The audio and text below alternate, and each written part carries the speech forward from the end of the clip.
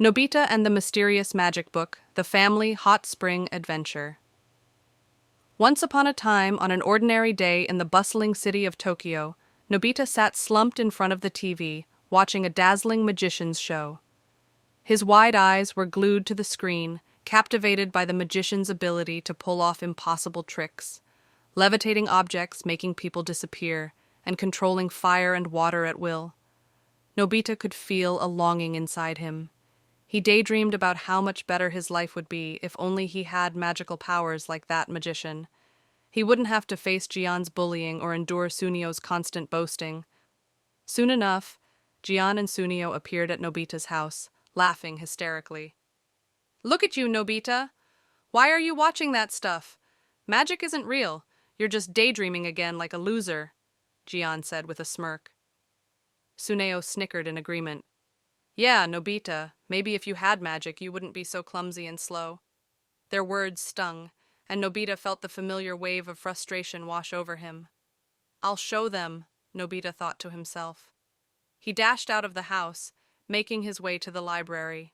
It was a peaceful retreat where he could escape the taunts and explore the possibility of something new.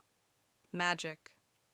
At the far end of the library, hidden beneath layers of dust, Nobita found a peculiar old book titled The Magic Encyclopedia. Its cover was worn, and the pages looked ancient. The book intrigued him. As he opened the book, to his astonishment, the pages were blank. But suddenly, words began to appear. "Write your spell here, and watch your magic come alive." Nobita gasped. Could this be real? Excited and nervous, he decided to give it a try. He wrote his first spell, "Let me fly on a broom." He hesitated but spoke the words aloud, following the instructions carefully. To his amazement, a broom from the corner of the room began to float and landed right before him. Nobita cautiously climbed on. With a burst of wind, he soared into the air, his heart racing as the library and streets below grew smaller and smaller. "I'm flying! It's working!" he shouted in joy.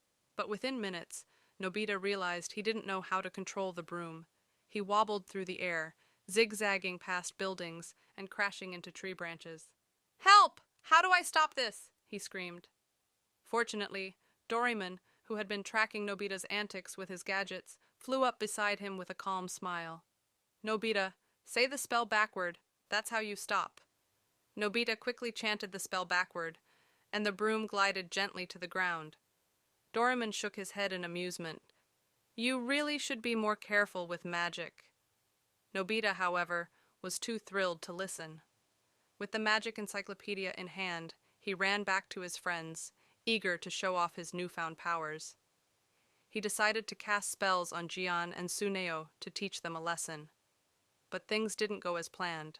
When Nobita tried to make Suneo's clothes disappear, they turned into a giant pile of spaghetti instead, covering the poor boy from head to toe. Jian, in a fit of laughter, found himself floating up into the sky when Nobita tried to make him light as air. The streets were in chaos. Floating people, food materializing out of nowhere, and objects flying around. The entire town was in pandemonium. Nobita panicked as the situation spiraled out of control, but Doraemon came to the rescue once again. With the help of a special gadget, he managed to restore everything to normal. Nobita, though embarrassed, felt a tinge of satisfaction. He had shown Jian and Sunio that he wasn't someone to be messed with. Meanwhile, a family vacation at home. Back at home, Nobita's parents were discussing their vacation plans. Nobita's father had been under a lot of stress from work and longed for a relaxing getaway. A hot spring vacation would be perfect, he sighed. But when he thought about the hassle of traveling, packing, and making reservations, he frowned. "I'm too tired for all that. Maybe we should just stay home." Nobita overheard his father's complaints and felt a bit disheartened. He knew how much his dad needed a break, but didn't want to give up on the idea of a fun vacation. That's when an idea struck him. He rushed to Doraemon. "Doraemon, we have to help. Let's give my parents the best vacation ever without leaving home," Nobita exclaimed. Doraemon smiled knowingly and pulled out one of his futuristic gadgets, the indoor trip projector.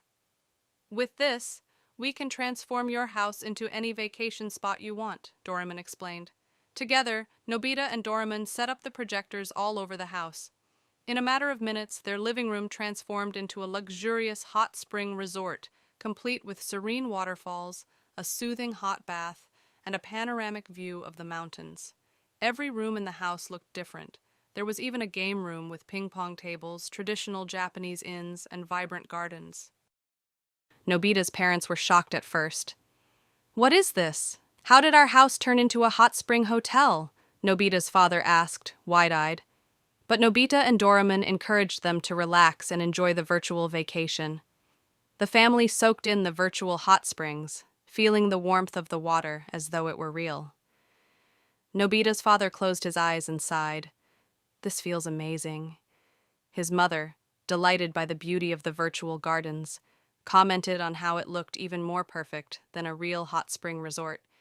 They played table tennis together in the game room, laughed as Nobita's father accidentally hit the virtual walls, and shared a delicious meal that Doraemon prepared with his instant chef gadget.